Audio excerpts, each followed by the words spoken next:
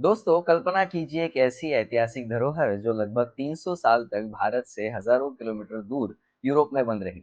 एक ऐसी वस्तु जिसमें दर्ज है चोल साम्राज्य की शक्ति, संस्कृति और धार्मिक उदारता की कहानी। और अब 14 वर्षों की लंबी कोशिशों के बाद वो धरोहर आखिरकार भारत लौट रही है। हम बात कर रहे हैं 11वीं शताब्दी की प्रसिद्ध आनई मंगलम चोल ताम्रपट्टिकाओं की, जिन्हें दुनिया लीडन प्लेट्स के नाम से भी जानती है। ये ताम्रपट्टिकाएं महान चोल सम्राट राजा राजा चोल प्रथम के शासनकाल से जुड़ी हुई है।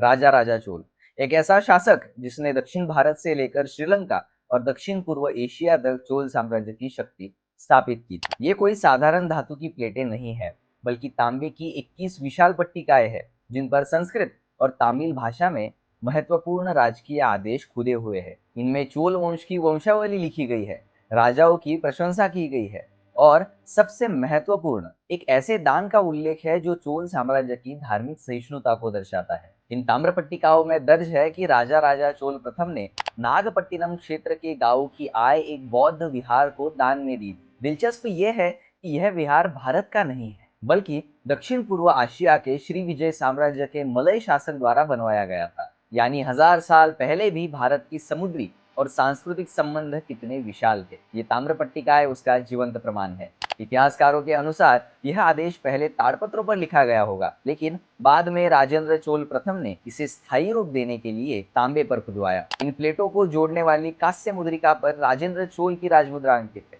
जो इन्हें और भी ऐतिहासिक बनाती है। लेकिन सवाल यह है कि ये ताम्रपट्टिकाएं भारत से नेदरलैंड पहुंची कैसे। लगभग 1700 ईस्वी के आसपास जब तमिलनाडु का नागपट्टिनम क्षेत्र डच नियंत्रण में था, तब एक डच मिशनरी फ्लोरेंटियस कैंपर उन्हें अपने साथ यूरोप ले गया। हालांकि आज तक यह पूरी तरह स्पष्ट नहीं है कि ये प्लेटें उसके हाथ कैसे लगी। बाद में इन्हें लीडन यूनिवर्सिटी को दान कर दिया गया, जहां ये 300 वर्षों तक सुरक्षित रही। भारत ने इन ताम्रपट्टिकाओं की वापसी के लिए 2012 से प्रयास शुरू किए थे, लेकिन असली मोड़ आया 2023 में, जब भारत ने यूनेस्को की समिति के सामने आधिकारिक रूप से इनकी वापसी की मांग रखी। समिति ने भारत के दावे को उचित माना और आखिरकार 14 वर्षों की लंबी कोशिशों के बाद नेदरलैंड इन्हें भारत लौटाने के लिए तैयार हो गया। प्रधानमंत्री श्री नरेंद्र मोदी की नेदरलैंड यात्रा के दौरान ये ऐतिहासिक ताम्रपट्टिकाओं को भारत को सौंपा गया। ये सिर्फ एक सांस्कृतिक वस्तु की वापसी नहीं है, बल्कि भारत की ऐतिहासिक स्मृति और सांस्कृतिक सम्मान की पुनर्प्राप्ति। भारत की अनेक धरोहरें आज भी दुनिया के अलग अलग संग्रहालयों में मौजूद हैं, लेकिन चोल ताम्रपट्टिकाओं की यह वापसी एक उम्मीद जगाती है। उम्मीद की इतिहास वापस लौट सकता है, उम्मीद की हमारी सभ्यता की आवाज फिर से अपनी मिट्टी में गूंज सकती है। धन्यवाद।